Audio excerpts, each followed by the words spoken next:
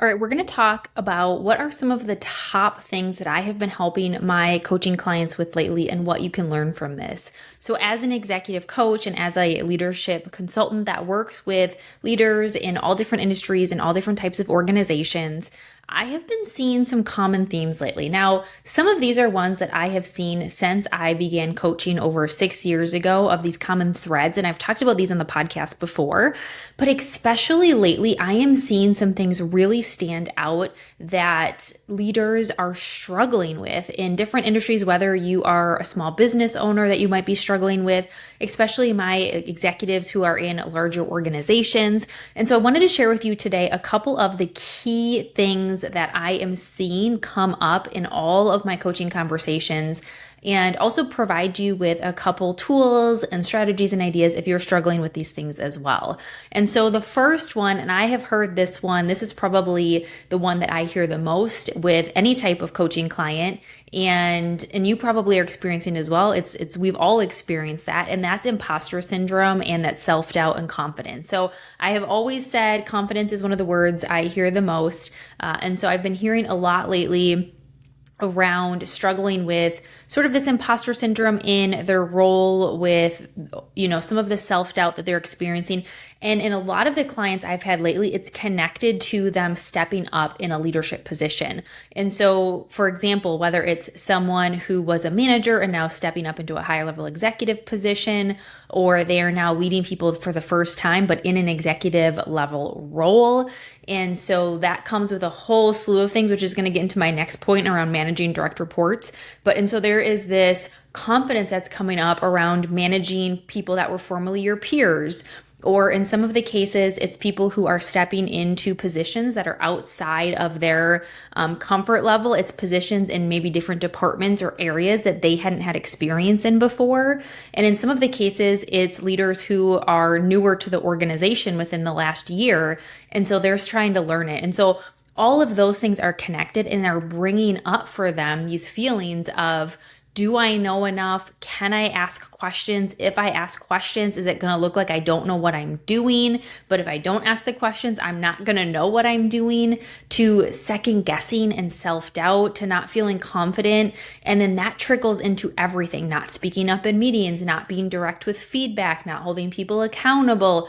So many areas. And if you're listening, you probably can relate, because imposter syndrome and that overcoming that self-doubt, that everybody experiences that in some way, shape, or form, especially if you're going to put yourself in challenging situations. And so a couple things that I've been doing with my clients who have been experiencing this. First of all, it's just being able to have the awareness that it's there. Because if you aren't able to call it out, if you aren't able to acknowledge, I'm experiencing this right now, shoving it down is only going to make it worse. And so that's really the first thing. I will say a lot of the times when I'm working with a client, especially early on, there is this level of awareness that they're saying, this is what I'm feeling. And if there's not, we start to talk about it, and I say, I'll mention, hey, this is how some people feel sometimes. It's like I get the head nod and like, yes, that's it. That's what it is. And that can come with guilt and shame and worry and fear and frustration. It comes with so many things. And so the first thing is just to acknowledge for you, if you're experiencing this in your position right now, that it's okay to feel that, it's okay to call it out. It's okay to acknowledge it. And sometimes we just need to sit with those feelings for a little bit and really get to the root. So that's the next thing that I do with my clients, is we get to the root of why is that showing up right now? Because these are successful individuals. I'm coaching high performers, high potentials, very successful executives and leaders within organizations and within companies. And so these aren't people who are on performance plans or things like that. These are very high achieving individuals. And so we need to acknowledge, like, why are you experiencing this right now? And so if you are experiencing this, my challenge for you is like, why is this showing up right now? So I'll just give you an example. I was just on a coaching call with someone earlier today before I recorded this podcast.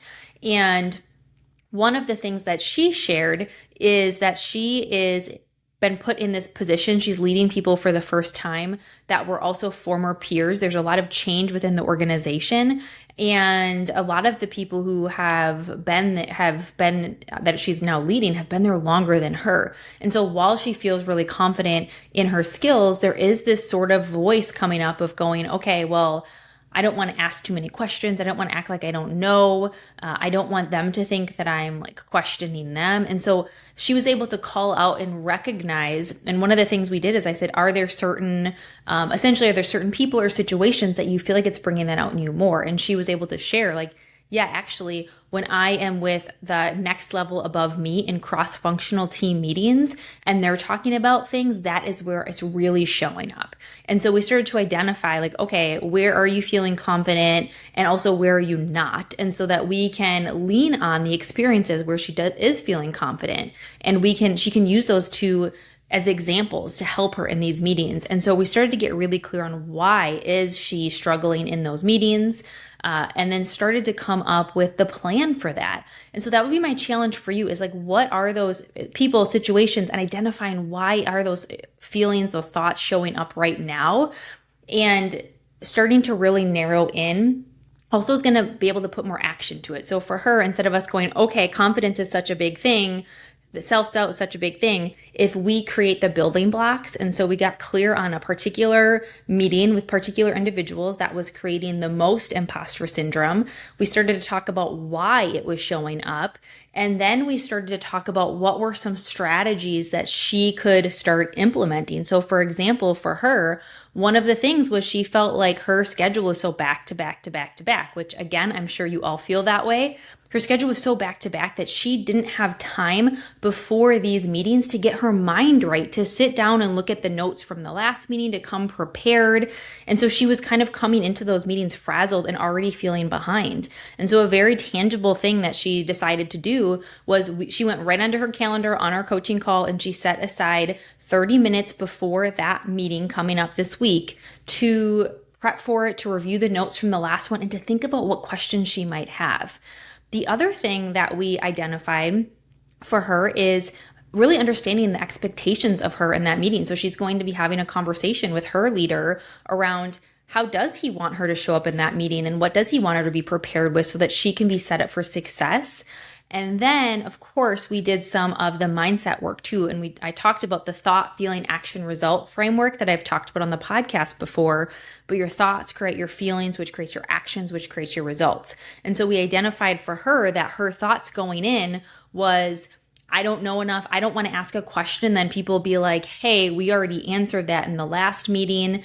And so she was feeling anxious and nervous and she wasn't saying anything. And then in the meeting, she noticed sometimes her manager would, want her to contribute and she would start to feel nervous.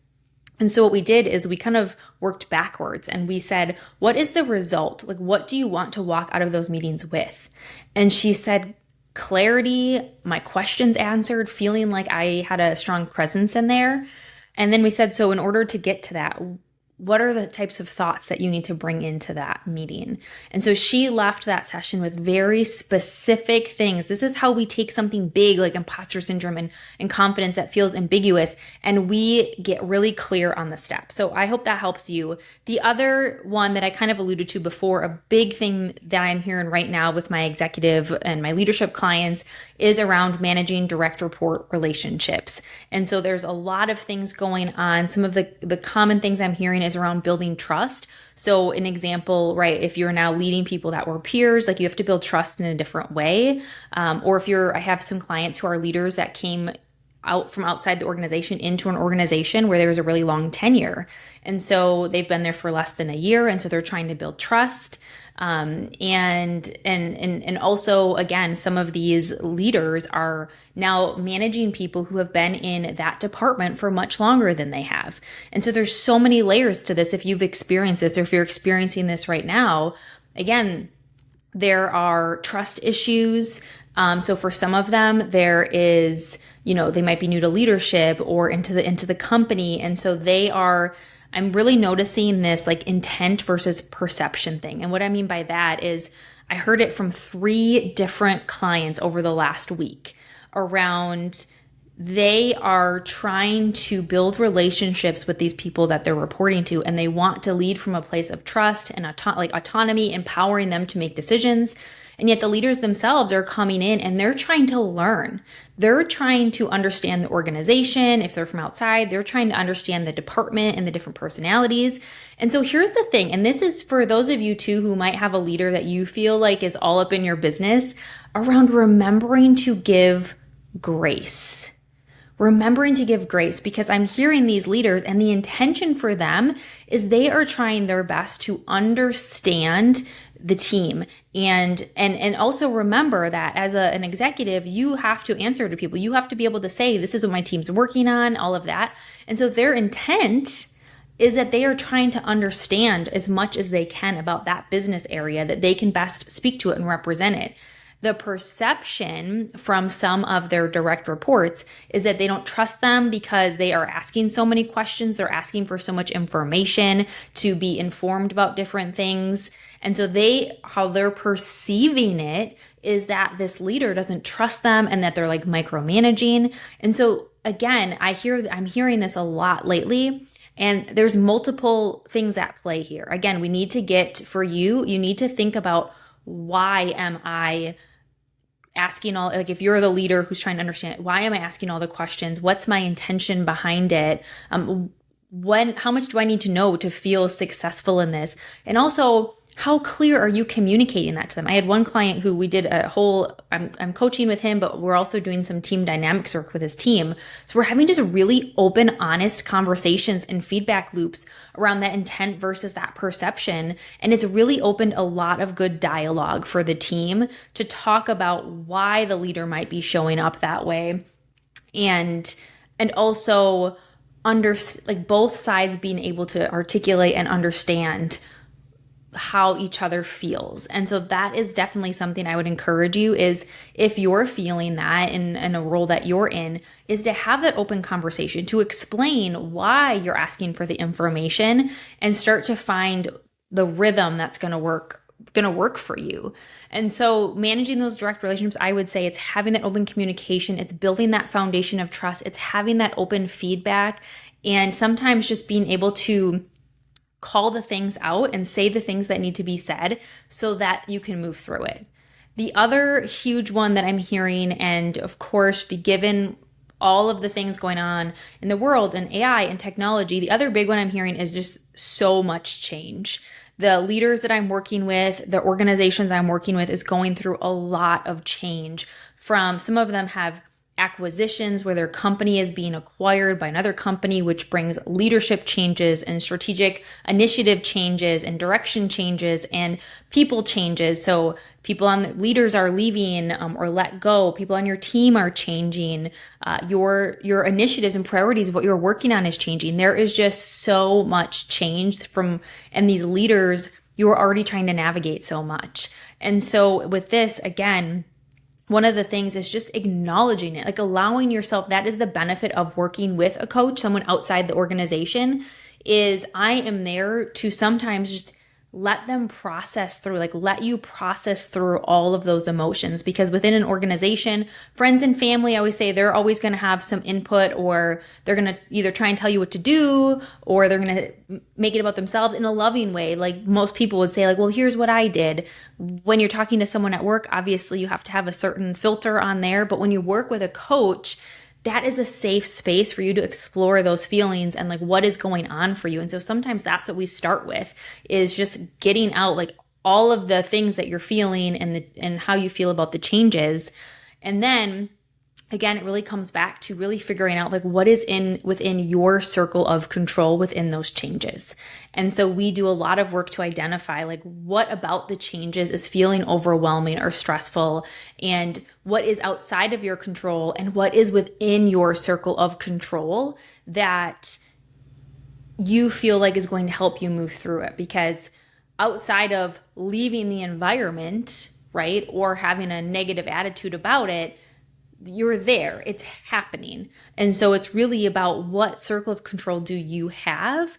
And that is your attitude, your own energy, and how you show up for your team, your perspective to the changes, how you transparently communicate the changes to your team And so if that's you as well and you're experiencing so much change, that's what I would say to you is, really navigating like the feelings that you have around it, how you want to show up to those changes, what type of a leader you want to be to people through those changes, and how do you bring your team along during all of those things. And so, of course, there's so many more things that we talk about through coaching, from practicing feedback conversations to how to have stronger executive presence and influence within the organization, how to get ready for promotions. But I will say, like, these three have been the really big ones that I am hearing consistently within not only my one-on-one coaching relationships, but also as we're working with organizations and leading leadership development workshops and doing consulting on different projects. These are the things. And so hopefully me sharing with you some of these tips is helpful for you, and you can take these into whatever situation you're in right now. Of course, here's an invitation that if you're like, wow, I need help on these things, I have two things for you. First of all, if you're looking to partner with a coach, either for yourself or for leaders within your organization, within your business, set up a time to connect with me. The link is in the show notes. Set up a time. We can talk about what your goals are, what your struggles are, and what that could potentially look like. And then also, if you are an executive level leader within an organization leading some initiatives, go ahead and join us for our next executive forum. The link will be in the show notes. We'll have our next executive forum coming up in July. By the time you listen to this. So it'll be coming up in July. And this is where we bring together executive level leaders from different organizations, different industries, different size companies, but who are at that executive level with teams of people. And we talk about these things and critical conversations around what's going on in your organization. So go ahead and check out the show notes for our one coming up in July, what the topic is, and we would love to have you join us in that conversation. As always, if this was helpful for you, please, please, please, here's my little ask for you, is leave a 5-star rating and a quick review of how this was helpful, because that helps us to get this out to more people and help more leaders to be able to navigate what is going on in their work and in their organizations right now.